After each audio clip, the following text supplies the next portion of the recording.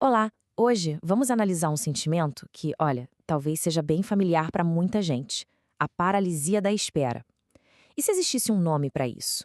Um diagnóstico filosófico para uma condição que é a cara dos nossos tempos. Essa frase aí, nada a fazer, vem daquela famosa peça do Samuel Beckett, Esperando Godot, e nossa, ela resume perfeitamente um estado de espírito, né? É aquela sensação de estar preso, de que o próximo passo ou ele não existe, ou simplesmente não vale a pena dar. E aí vem a grande pergunta: por que será que a vida moderna às vezes parece assim, travada, com tantas opções, tantos caminhos? Por que a inação acaba virando uma escolha? O que acontece quando a espera vira o evento principal, o centro de tudo? Bom, para a gente começar a diagnosticar esse espírito, a gente vai contar com a ajuda de um filósofo romeno chamado Constantin Noica. E o olhar dele sobre esse mal-estar moderno é bem diferente. Para ele, não se tratava de um problema psicológico. Era algo bem mais profundo. Uma condição do próprio ser. E aqui a coisa fica interessante.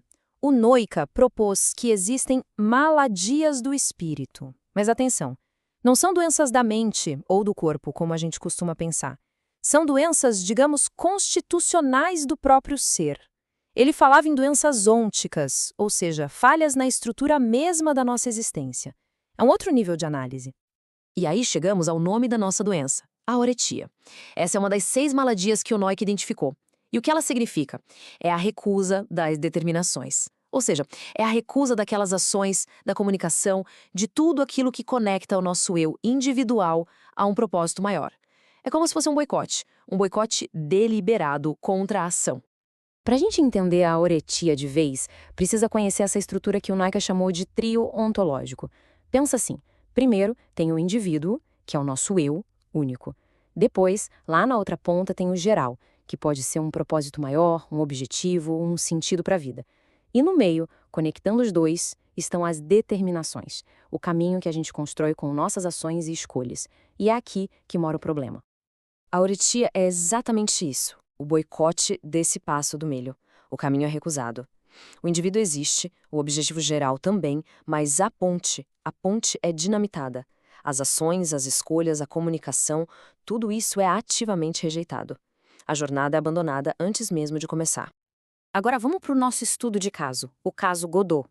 A gente vai ver como essa ideia de nada a fazer se torna um modo de vida. E sério, a peça Esperando Godot do Beckett é o exemplo perfeito da arroretia na prática. É como se o Noica tivesse olhado para a peça e encontrado ali um prontuário médico completo dessa condição. Olha só como a teoria e a prática se encaixam perfeitamente aqui.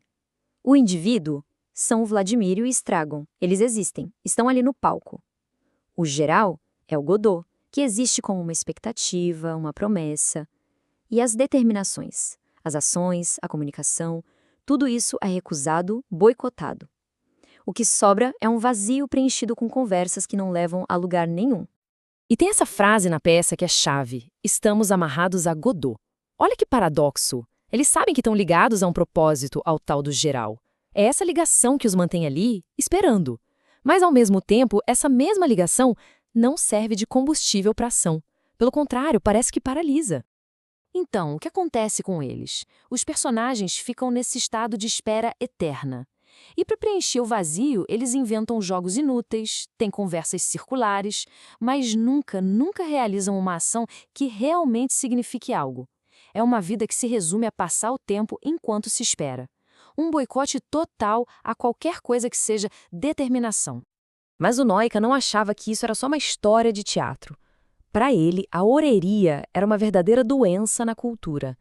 Ele viu os sintomas se espalhando para muito além do palco. Era como se a paralisia do Vladimir e do Estragon tivesse virado uma epidemia cultural.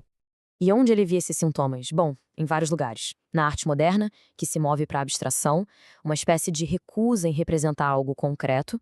No conhecimento científico, que quanto mais descobre, mais parece revelar paradoxos que deixam a gente sem saber o que fazer.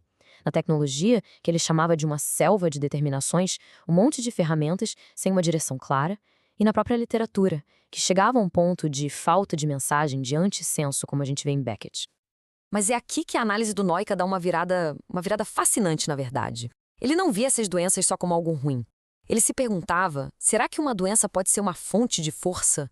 Ele viu um potencial escondido nessa paralisia toda.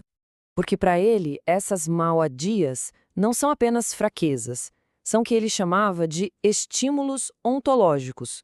O que isso quer dizer?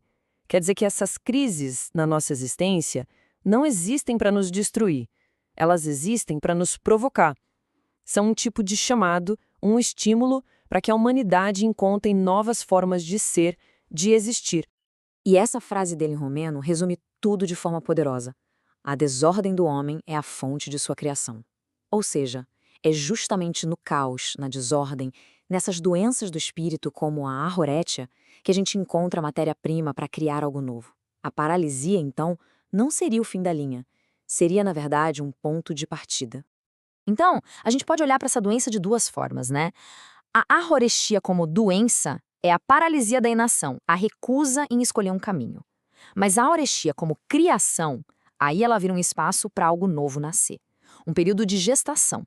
Pensa bem, ao recusar os velhos jeitos de agir, talvez se abra um espaço para um tipo completamente novo de ação. Uma nova forma de criar, finalmente emergir. Isso tudo deixa a gente com uma última pergunta para pensar. Se essa inação moderna que a gente sente é uma doença, que tipo de criação nova ela poderia estar gestando? Se essa sensação de estar travado é um sintoma, talvez não seja um sintoma do fim, mas sim de uma transformação profunda que está acontecendo. O que será que está nascendo nesse silêncio todo, nessa grande espera? A resposta para isso, bom, talvez seja a próxima grande criação da nossa cultura.